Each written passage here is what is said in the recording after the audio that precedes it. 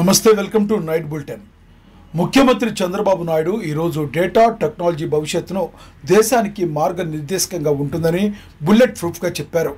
ఆంధ్రప్రదేశ్లో మిత్ర పేరిట 751 పౌర సేవలను వాట్సాప్ ద్వారా అందిస్తున్న ప్రణాళిక వేగంగా అమల్లో ఉందని తెలిపారు.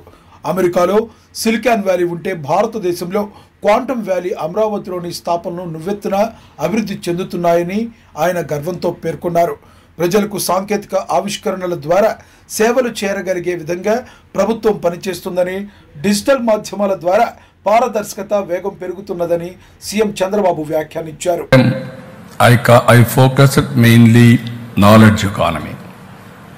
Today I can say proudly, Hyderabad is getting highest per capita income. Telangana is getting highest per capita income in the country.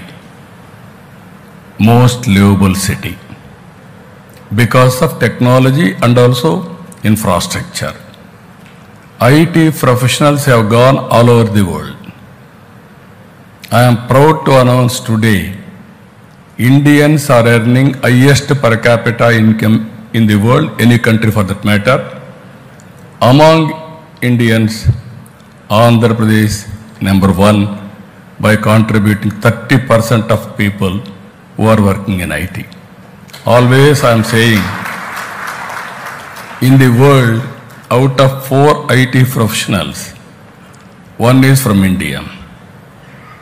Among Indians, out of 4, 1 is from Andhra Pradesh, Telugu community. We are proud of them. One public policy has changed total history. Now, we are working Quantum Valley. America is having Silicon Valley. India is having Quantum Valley, that is Amaravati. We started recently with the Government of India support and also IBM, TCS, L&T, they are working together. By January, we are going to join the club of Quantum Valley or quantum computers who are all having, I think 6-7 countries are having quantum computing. One is India, that is from Amaravati. I am very proud to announce that.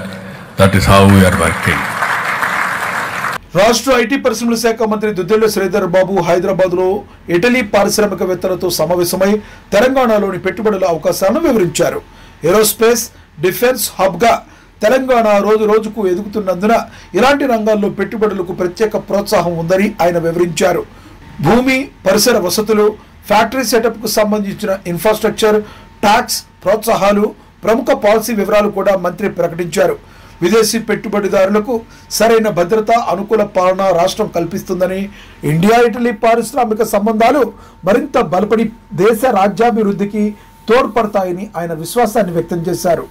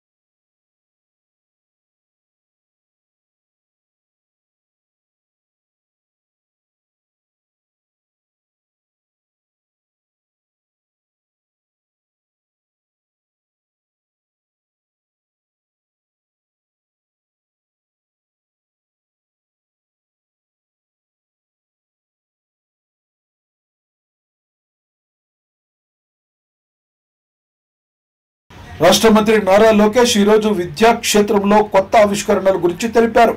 ప్రతి లైబ్రరీలో ఏవైనా ముఖ్యమైన పుస్తకాల మిశ్రమం ఎలా ఉండాలో స్పష్టంగా నిర్ణయించి విద్యార్థులు యువతకు అనుకూలంగా చదువు వాతావరణాన్ని రూపొందిస్తామని ఆయన చెప్పారు. నూతన విద్యా విధానం దృష్ట్యా ఈ లైబ్రరీల పరిశోధన క్రియేటివిటీకి కేంద్రంగా ఉండాలని చెప్పారు. డిజిటల్, ఫిజికల్ మిశ్రమ సేవలు ఉండేలా విద్యార్థులకు పనిముట్లుగా ఉపయోగపడే రీసోర్సులు అందజేయాలని ఆయన సూచించారు. స్కూల్, యూనివర్సిటీ, సింహావళి కలిసి లైబ్రరీలను నెట్వర్క్ చేయించి విద్యార్థులు ఎక్కడైనా ఉచితంగా వినియోగించుకునేలా చేయాలన్న దిశగా కార్యాచరణ వేగవంతంగా సాగుతుందని మంత్రి హామీ ఇచ్చారు. అతీతంగా అందరూ వచ్చి కూర్చుని ఒక యాక్టివిటీ కూడా చేసుకునేటట్టు మేము ఆ సెంటర్ని రూపొందిస్తామని గౌరవ సభ్యులకి నేను తెలియజేస్తున్నాను అధ్యక్ష. ఇది కూడా ఒక స్కెడ్యూల్ ప్రకారం చేస్తాం. ఆ ప్లాన్స్ అని సంబంధించిన ఎమ్మెల్యేలకి, ఎంపీలు కూడా మేము షేర్ చేస్తాం. మీరు మీ సూచనలు కూడా ఇవ్వాలని గౌరవ సభ్యులందరూ కూడా నేను తెలియజేస్తున్నాను అధ్యక్ష. మీరు అన్నట్టు పిల్లల్లో ఈ పుస్తకాలు చదవాలనే అలవాటు రావాలి. చిన్న వయసులోనే అలవాటు అవుతే ఈ ఫోన్లకి అన్నిటికీ కొంతవరకు దూరంగా ఉంటారు. ఆపేస్తారు నేను అన్ను, కొంతవరకైనా దూరంగా ఉంటారని బలంగా నమ్ముతున్నాను. అది మా ఇంట్లోనే మేము పాటిస్తున్నాం. దానివల్ల ఎంత మార్పు వచ్చిందో దేవాంశం నేనే చూశాను స్వయంగా. ఇది ఒక ప్యాషన్ సబ్జెక్ట్ నాకు. తప్పనిసరిగా ఇది మేము సీరియస్గా తీసుకుంటాం. రాబోయే 6 నెలల్లో ఈ లైబ్రరీస్లో మార్పు అనేది మీరు చూస్తారు. మంగళగిరి నియోజకవర్గంలో ఒక మోడల్ లైబ్రరీ, ఎందుకంటే నేను కూడా అన్ని 175 నియోజకవర్గాల్లో ఒక మోడల్ లైబ్రరీ కూడా ఉండాలని ఒక నిర్ణయం తీసుకున్నాం. దానికి ఎలా ఉంటే బాగుంటుంది అనేది మంగళగిరిలో మేము ఆల్రెడీ ఏర్పాటు చేస్తున్నాం. ఎండ్కి వచ్చింది వరకు అక్టోబర్లో మేము ప్రారంభిస్తాం. దానికి మిమ్మల్ని కూడా పిలుస్తాం అధ్యక్ష. మీ చేతుల మీదుగా ప్రారంభిద్దాం. మీరు కూడా చూసిన ఫీడ్బ్యాక్ ఇవ్వండి. జాగృతి నాయకురాలు కల్వకుంట్ల కవిత గాజుల రామారం ప్రాంతంలో హైడ్రా కూల్చివేతల బాధితులను సందర్శించి వారికి సానుభూతి తెలిపారు. పేద ప్రజలను ఇళ్లు కూల్చివేయడాన్ని ఆమె అన్యాయంగా తెలిపారు. మన్నించి బాధితుల పక్షంలో నిలబడి న్యాయం చేయాలని ఆదేశాలు, హామీలు ఇచ్చారు.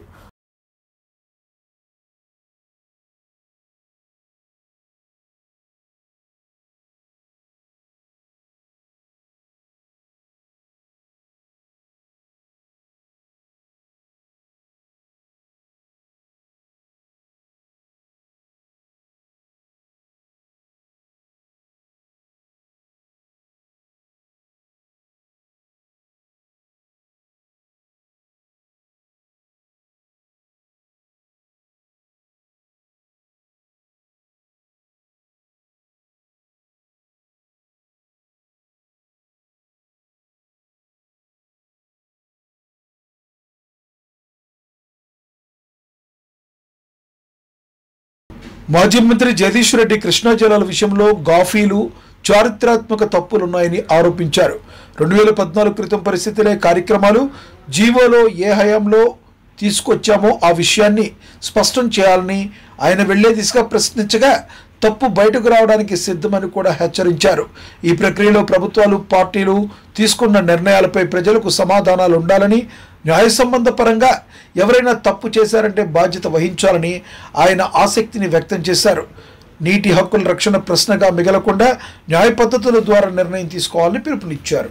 కాంగ్రెస్ పార్టీ ప్రభుత్వంలోనే ఇది జరిగింది, యూపీఏతోనే ఇది జరిగింది, రీఆర్గనైజేషన్ యాక్ట్ వచ్చినప్పుడే ఇది జరిగింది అని నేను అంటున్నా. ఆ ద్రోహానికి బాధ్యులు మీరే. తెలంగాణకు జరిగిన ప్రతి నష్టానికి, తెలంగాణలో చనిపోయిన ప్రతి అమరవీరుడి సావుకు కారణం మీరే, కాంగ్రెస్ పార్టీనే. ఉన్న తెలంగాణను తీసుకుపోయి ఆంధ్రప్రదేశ్లో కలుపుతున్న నాడే వ్యతిరేకించినప్పుడు నలుగురిని కాల్చి చంపిన పాపం మీ కాంగ్రెస్దే. ఆ తర్వాత 69లో రాష్ట్రం కావాలన్నప్పుడు 400 మందిని చంపిన పాపం మీదే.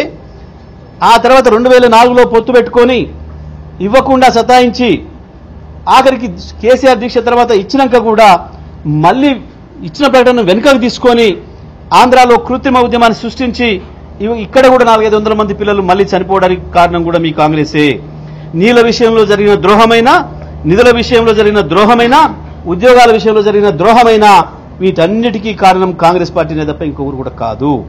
ఇవాళ నేను దాని మీద నిలబడున్నా. 299 తెలంగాణ కేటాయిస్తూ జీవో ఇచ్చింది కాంగ్రెస్ పార్టీ ప్రభుత్వమే అన్నాడు. దాని మీద ముఖ్యమంత్రి మాట్లాడినా, ఉత్తమ్ మాట్లాడినా ఈ తప్పుడు మాటలతో ఇంకా ప్రజల్ని మభ్యపెడతామని అనుకుంటే మీ మూర్ఖత్వం. దాని మీద మేము ఏ చర్చకైనా సిద్ధం, ఏ శిక్షకైనా సిద్ధంగా ఉన్నాం. నేను ఇప్పుడు ఒక మాట అన్నా, చెప్పు దెబ్బకు కూడా సిద్ధంగా ఉన్నాం అనే మాట మీరు ఇక్కడ చర్చ పెడతారా, అమరవీల స్తూపం కాడ పెడతారా, మేము సిద్ధంగా ఉన్నాం. డిప్యూటీ సీఎం బట్టి విక్రమార్క సింగరేణి కార్మికులపై కీలక ప్రకటన చేశారు. సంస్థ లాభాల్లో భాగంగా మొత్తంగా 6,394 కోట్లు ఆదాయం వచ్చిందని, అందులో 819 కోట్లు కార్మికులు పంపిణీ చేస్తున్నామని వివరించారు. ప్రతి కార్మికుడికి సగటున 1,95,610 రూపాయలు స్థాయిలో బోనస్ ఇవ్వబడుతుందని చెప్పారు. అలాగే 30,000 కాంట్రాక్ట్ కార్మికులకు 5,500 వజ్ర ప్యాకేజీను ప్రకటించారు. ఉద్యోగుల హక్కుల పరిరక్షణ కోసం సంస్థల్లో లాభం బాగా పెట్టి విధానం చేపట్టేందుకు ఇది ఉత్తమ నిర్ణయమని బట్టి విక్రమార్క వివరించారు. 5,610 రూపాయలు ఈ సందర్భంగా పండగ సందర్భంగా పంపిణీ చేసే కార్యక్రమాన్ని ప్రకటిస్తా ఉన్నాం. 1 లక్ష, నేను మరొకసారి చెప్తా ఉన్నాను, ప్రతి కార్మిక సోదరుడి కుటుంబాలకి 1,95,610 కోట్లు, 610 రూపాయలు, 1,95,610 రూపాయలు ప్రతి కార్మికుడికి దీని ద్వారా పంపిణీ జరగబోతా ఉంది. ఇకపోతే 30,000 మంది కాంట్రాక్ట్ వర్కర్స్ ఉన్నారు. సింగరేణి చరిత్రలో ఇంతవరకు ఎప్పుడు కూడా వాళ్ళకి లాభాల్లో వాటా పంపిణీ చేసే కార్యక్రమం ఎప్పుడు జరగలేదు. కాంగ్రెస్ ప్రభుత్వం, ఇందిరమ్మ ప్రభుత్వం వచ్చిన తర్వాత గౌరవ ముఖ్యమంత్రి గారు, మంత్రి మండలి మొత్తం కూడా ఒక ఆలోచన చేసింది. కార్మిక సోదరులు కాంట్రాక్ట్ లేబర్ అయినప్పుడు కూడా వాళ్ళకు కూడా ఎంతో కొంత మనం ఈ లాభాల్లో పండుగ సందర్భంగా చేయాలనేటువంటి ఆలోచనతో వాళ్ళకు కూడా ప్రాఫిట్ షేర్ని దాదాపు ప్రతి ఎంప్లాయీకి 5,500 రూపాయల లెక్క 5,500 రూపాయల లెక్క పంపిణీ చేసే కార్యక్రమాన్ని చేస్తాం. బీఆర్ఎస్ మాజీ ఎమ్మెల్యే పెద్ది సుదర్శన్ రెడ్డి వరంగల్ పరిధిలో రైతులు, గర్భిణీ తల్లులు యూరియా కోసం అవస్థలు పడుతున్న విషయాన్ని తీవ్రంగా ఖండించారు. యూరియా కేంద్రం ద్వారా సరఫరా లేకపోవడం వల్ల బ్లాక్ మార్కెట్ ప్రభావం పెరిగింది, పంటలకు నష్టం సంభవిస్తున్నట్లుగా ఆయన తెలిపారు. దాదాపు 250 చోట్ల 500 నుంచి 1000 మంది రైతులు, మహిళలు, పురుషులు, గర్భిణీ స్త్రీలు చంటి బిడ్డలను సంకరెత్తుకొని పాలిస్తూ లైన్లో నిలబడి సొమసిల్లిపోయినటువంటి ఆడతల్లులు క్యూలో నిలబడ్డారు. మీ నిర్వాహకం వల్ల, మీ చిల్లర చేష్టల వల్ల, పరిపక్వత లేని పరిపాలన విధానాల వల్ల ఇలా రైతులందరూ కూడా యూరియా కోసం ఎదురు చూస్తూ ఉన్నారు. ఇవాళ ఒకే రోజు పొద్దున్నుంచి మా మండల పార్టీ నాయకులతో మాట్లాడితే 250 చోట్ల క్యూ లైన్లో నిలబడ్డారు. ఇవాళ వరంగల్ ఉమ్మడి జిల్లాలో దాదాపుగా 1,50,000 మంది పైచిలకు రైతులు ఇలా క్యూ లైన్లో నిలబడ్డారు. రాష్ట్ర వ్యాప్తంగా రోజు 15 లక్షల మంది నుంచి 20 లక్షల మంది రైతులు క్యూ లైన్లో నిలబడతా ఉన్నారు. మీ నిర్వాహకం వల్ల ఇలా యూరియా సకాలంలో అందించలేదు. దానివల్ల పంటలన్నీ ఎర్రబడిపోయి మొక్కజొన్న దెబ్బతిన్నది, వరి పంట ఎదుగుదల లేదు, పుట్టకొచ్చే దశలో వరి పంట అది పూర్తిగా నిలబడిపోయింది, ఎదిగే పరిస్థితి లేదు. అదే కాకుండా పత్తి దిగుబడి భారీగా పడిపోయేటువంటి ప్రమాదం ఉన్నది. ఈ 3 పంటలకు ప్రధానంగా నష్టం జరుగుతూ ఉన్నది. పంచాయతీరాజ్ శాఖ మంత్రి సీతక్క సమ్మక్క సారాలమ్మ దేవాలయం కమాండ్ కంట్రోల్ రూమ్ మరియు పరిసర ప్రాంతాల ఏర్పాట్లను పకడ్బందీగా పరిశీలించారు. ముఖ్యమంత్రి రేవంత్ రెడ్డి రేపు వెళ్లబోయే నేపథ్యంలో భక్తుల సౌకర్యం, భద్రతా ఏర్పాట్లు, వైద్య సేవలు, రహదారి, ట్రాఫిక్ ప్లాన్లపై అధికారులను స్పష్ట సూచనలు ఇచ్చారు. ప్రత్యేకంగా మహాజాతరలో అదనపు ఏర్పాట్లు, కొరతలను కప్పే ట్రిప్పు ఇంటెలిజెన్స్ ఏర్పాట్లు ఫలవంతంగా ఉండేలా పర్యవేక్షణ చేయాలని మంత్రి ఆదేశించారు. భక్తుల కోసం ప్రతి సేవ నిర్ధారించబడేలా డ్యూటీలు కట్టడం అంటే ప్రాధాన్యమని ఆమె హైలైట్ చేశారు. 2,000 మంది వరకు ఇక్కడ వర్కర్స్ పెట్టి పనిచేయించాలనేది వాళ్ళు అనుకుంటున్నారు. దయచేసి ఇది ఒక యజ్ఞం కంటే ఎక్కువ చిత్తశుద్ధితోటి, భయంతో, భక్తితో, మరి మనం ఎంతో నమ్ముకొని విశ్వాసంతో చేస్తున్నటువంటి పని కాబట్టి ఇందులో ఎవరికి ఎలాంటి దురుద్దేశం ఉండకూడదు. సమాజానికి మంచి జరగాలి, తల్లుల కీర్తి కొన్ని తరాల జనాలకు అందించాలి అనే ఉద్దేశంతో చేపడుతున్నటువంటి ఒక గొప్ప కార్యం. గుడి నిర్మాణంలో అందరు అధికారులు వారి వారి పాత్రను పోషిస్తే అదే చిత్తశుద్ధితో పనిచేసి దేవాలయాన్ని గుడిని నిర్మించుకొని జనవరి 28 నుంచి వచ్చే భక్తులకు సంపూర్ణమైనటువంటి మంచి దర్శనాన్ని కూడా మనం అందిద్దాం. ప్రభుత్వం తీసుకున్న మెడికల్ కాలేజీల పీపీపీ మార్గదర్శకంపై వైసీపీ ఎంపీలు విషయాలు నిరసన వ్యక్తం చేశారు. పాలక నిర్ణయంతో పేద విద్యార్థుల ప్రాప్యమైన కనిష్ట ఫీజు అవకాశాలు హానికరంగా మారుతున్నాయని, అందువల్ల తమపై నల్ల కండువాలు ధరించి ఎంపీలు ఆవేదన వ్యక్తం చేశారు. వారు చైర్మన్ ఫోరం తలనోవు వద్దకు వెళ్లి నినాదాలు చేసి నిర్ణయం వెనక్కు తీసుకోవాలని డిమాండ్ చేశారు. విద్యార్థుల హక్కులు, సమాన అభ్యాస అవకాశాలపై ప్రభుత్వం పరివర్తన తీసుకురావాలని ప్రత్యక్ష విజ్ఞప్తి చేశారు. విద్యార్థుల భవిష్యత్తు మనందరి బాధ్యతని నినదించారు. దాని నుంచి బిజినెస్ తేకుండా కూర్చోమ్మా, నీకు ఇస్తా తర్వాత తేకుండా మరి ఏ విధంగా వాళ్ళు అయ్యారని అధ్యక్ష, దానికి రూల్ లేదా మన రూల్ బుక్ లో చెప్పంటారా? దాన్ని ఏ విధంగా వచ్చారు? అది తప్పు కదా అధ్యక్ష.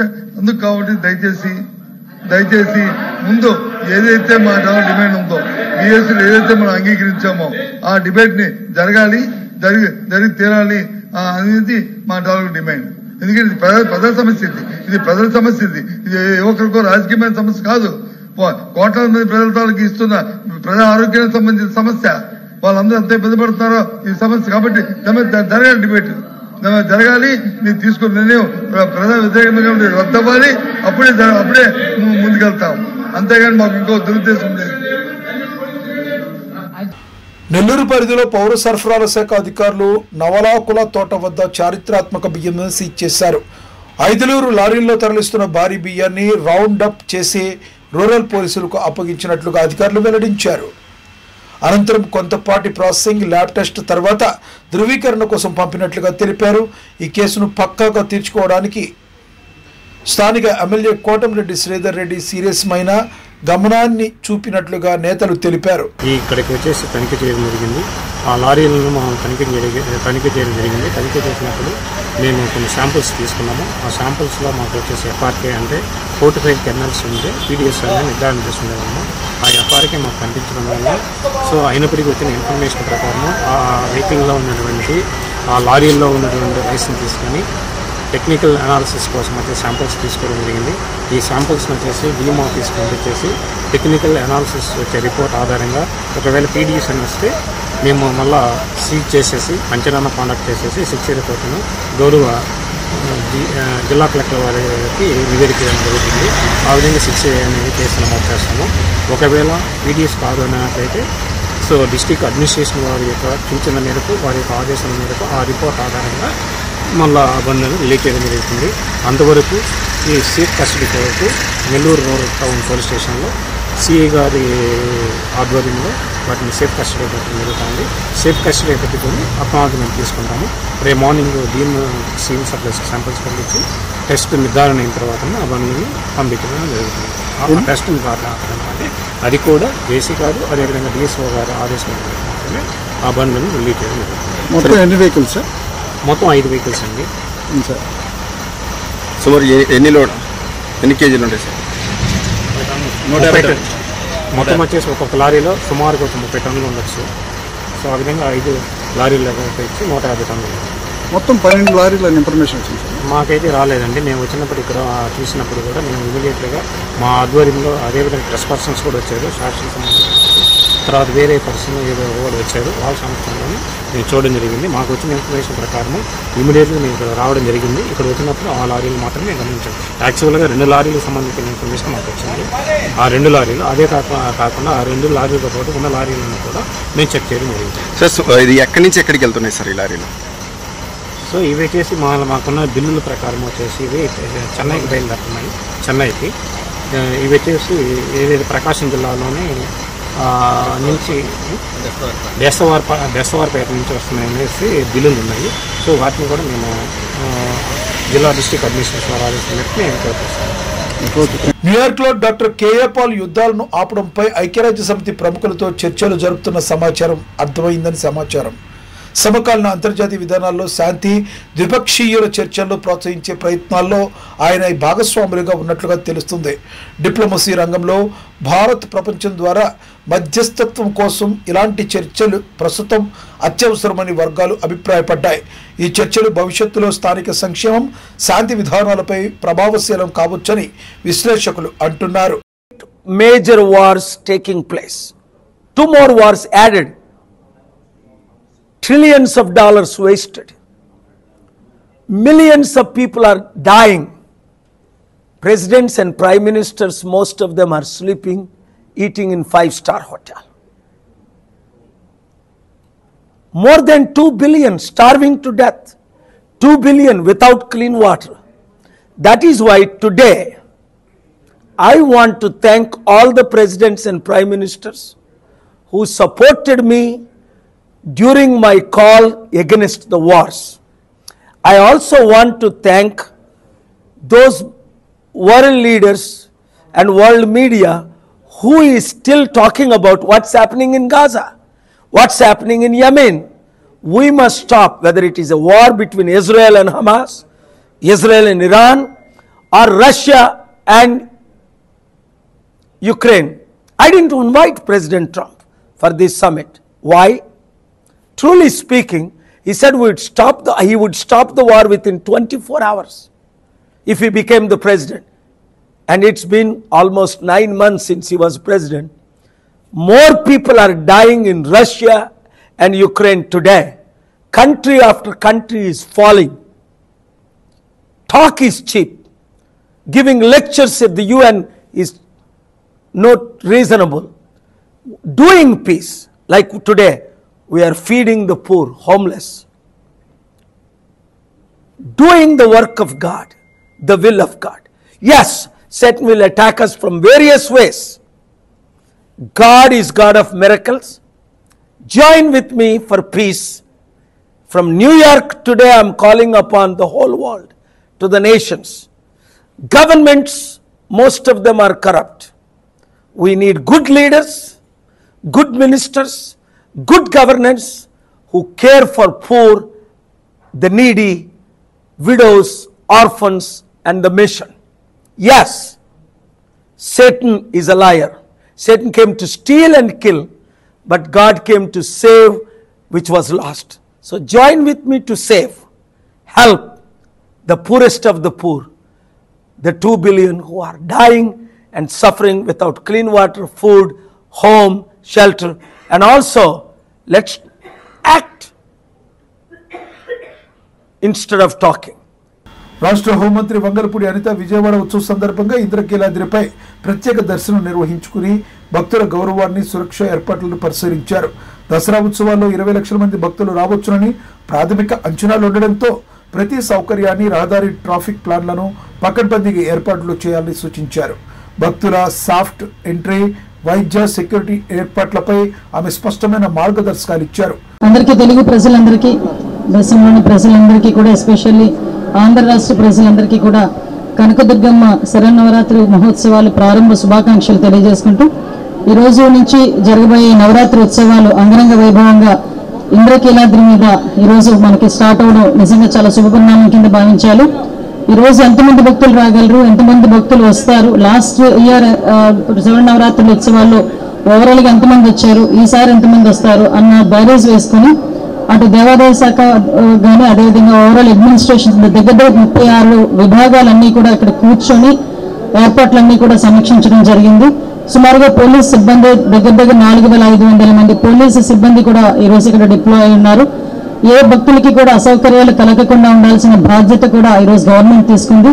ప్రత్యేకంగా ఈ నవరాత్రి ఉత్సవాల్లో లాస్ట్ ఇయర్ సుమారుగా 13 లక్షల మంది ఈ నవరాత్రి ఉత్సవాల్లో పాల్పంచుకున్నారు అని చెప్పి మన దగ్గర వైసీపీ ఎమ్మెల్సీ బొత్స సత్యనారాయణ ఈరోజు టిఫిన్ ఐటమ్స్ పై జీఎస్టీ పన్ను పరంగా స్పష్టత కోరారు. పరోటా, రోటీ లాంటి అంశాలకు ట్యాక్స్ ఉండదన్న నిర్దిష్ట వ్యాఖ్యలు ఉంటే సౌత్ ఇండియన్ టిఫిన్స్ లో ఇడ్లీ, దోశలపై ఉన్న అనిశ్చితిని కూడా తక్షణమే క్లియర్ చేయాలని ఆహ్వానించారు. హోటల్కి వెళ్తాం మనం, రేపు ఉదయం చపాతి, రోటీ తింటాము, లేదు ఇడ్లీ, దోశ తింటాము. మన దగ్గర అయితే ఎక్కువగా 90% ఇడ్లీ, దోశ తింటారు. అదే మేము ఉత్తర భారతదేశం పోతే ఢిల్లీ కానీ ఎక్కడికేం పోతే ఆ చపాతీ లేకపోతే పరోటా తింటారు. పరోటాకి రోటీకి క్లారిటీగా ట్యాక్స్ లేదని వస్తుంది.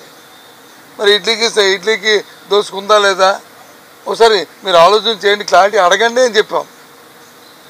అది లేకపోతే మేమేమి ఆమోదించమని చెప్పలే. అసలు ఆలోచన చేయడానికి వాళ్ళకి లేదు. ఇంతే కాదు. ఇవే రాష్ట్ర అభివృద్ధికి నమ్మకంగా పనిచేస్తాయని హరీష్ హైలైట్ చేశారు. పథకాలకు అవసరమైన నర్సరీలు ఏర్పాటు చేసి రైతులకు మొక్కలు అందించడం వంటి సామాన్య ప్రాజెక్టులను ప్రజలు పాలిటిక్స్ కు వాడటం సరికాదని ఆయన ఆవేదన వ్యక్తం చేశారు. జేబులో కత్తెర పెట్టుకుని తిరుగుతారు ఇక కాంగ్రెస్ వాళ్ళు.